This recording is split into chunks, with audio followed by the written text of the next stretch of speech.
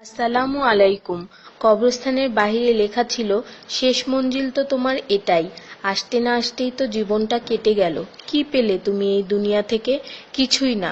দেখতে দেখতে সবাই তোমাকে ছেড়ে চলে গেল। কবরের ডাক। তুমি কি কখনো আমায় মনে করেছিলে? তাহলে শুনো, আমার মধ্যে গহীন অন্ধকার, নামাজের আলো সাথে নিয়ে এসো। আমার মধ্যে অস্বস্তি বিদ্যমান, তাই কোরআন তেলাওয়াত সাথে নিয়ে এসো। আমার মধ্যে আছে বিষাক্ত পোকামাকড়, সাপ বিচ্ছু, তাই সাথে করে রাসূল সাল্লাল্লাহু ও আহলে বাইতের প্রেম নিয়ে এসো। আমার মধ্যে আছে আগুন, তাই খোদাভীতির শীতল পানি নিয়ে এসো। মেসেজটি নিজের মোবাইলে সংরক্ষিত কন্টাক্টের সব মুসলিম ভাই বোনদের সেন্ড করুন। কে জানে, হয়তো কেউ আমল করাতে আপনারও গুনাহ মাফ হয়ে যেতে পারে। ঈমানের পর যার নামাজ উত্তম তার জীবন উত্তম, যার জীবন উত্তম তার মৃত্যু উত্তম, যার মৃত্যু উত্তম তার কবর উত্তম, যার কবর উত্তম তার আখিরাত উত্তম, যার আখিরাত উত্তম তার জন্য জান্নাত নিশ্চিত। সো ডোন্ট মিস নামাজ। সোয়াবের জন্য হলেও অন্ততপক্ষে একজন বন্ধুকে তো অবশ্যই এই মেসেজটি সেন্ড করুন। আল্লাহ আমাদের উপর সন্তুষ্ট হন, আমিন। 5 জায়গায় হাসাহাসি করা সাধারণ গুনার চেয়ে 25 গুণ অন্যায়। 1. কবরস্থানে। 2. জানাজার পিছনে।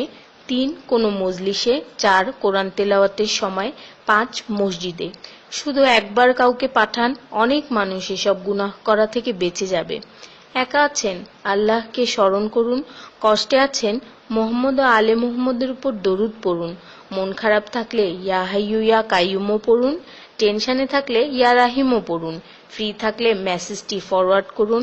হে আল্লাহ, আমার উপর এবং তোমার নবীর উম্মতের সকল সদস্যদের উপর তোমার রহমত বর্ষণ করো, আমিন।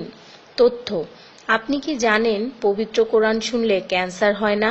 আর যদি ক্যান্সার সেল শরীরে থেকেও থাকে তাহলে তাও মারা যায়। দীর্ঘ সময় ধরে আল্লাহকে সেজদা দিলে জ্ঞান ও বুদ্ধিশক্তি বাড়ে। মাথা ব্যথার সমস্যা হয় না। চুল পড়া দূর হয়ে যায়। এই মেসেজটি ফরওয়ার্ড করতে শয়তান আপনাকে বাধা দিবে, কিন্তু আপনি এটা হতে দিবেন না। আর সব কন্ট্রাক্ট নাম্বারে সেন্ড করে দিন। কোরআন ও নবীর সুন্নত ও তার সম্মানিত সাহাবী এবং আহলে বাইতের অনুসরণ করুন। ক্যান্সার একটি ভয়ঙ্কর রোগ। অনেক মানুষ আছে যারা নিজেরাই এটাকে দাওয়াত দিয়ে নিয়ে আসে। ছোট অথচ সাধারণ কিছু পদক্ষেপ গ্রহণ করলেই এই রোগ থেকে বাঁচা যায়। বেশিরভাগ মানুষ খাবারের পরপরই পানি পান করে নেয়। খাবারের পর পানি পান করলে রক্তে বিদ্যমান ক্যান্সারের জীবাণু থেকে তৈরি হওয়া ক্যান্সার সেলগুলোকে অক্সিজেন সরবরাহ করে। নবী পাক সাল্লাল্লাহু বলেছেন, খাবারের আগে পানি পান করা শেফা। খাবারের পরপরই পানি পান করা কলেরা রোগের কারণ, তাই সর্বোত্তম হলো খাবার শেষ করার কিছুক্ষণ পর পানি পান করা। তিনি আরো বলেছেন, 1 চিমটি লবণ খেয়ে খাবার শুরু করো আর 1 চিমটি লবণ দিয়ে খাবার শেষ করো। এ কথাগুলো তাদেরকেও জানিয়ে দিন যারা আপনার কাছে জীবনের চেয়েও প্রিয়। যদি কোনো ব্যক্তি ঘুমানোর সময় 21 বার বিসমিল্লাহির রহমানির রহিম পড়ে, আল্লাহ তখন ফেরেশতাদেরকে হুকুম দেন এই ব্যক্তির প্রতিটি নিঃশ্বাসের বদলে নেকি লেখা হোক। আপনার মোবাইলে যত নাম্বার সেভ করা আছে তাদের সবাইকে এটা ফরওয়ার্ড করুন, আর তখন দেখবেন কত মানুষ আপনার কারণে বিসমিল্লাহ পড়ছে।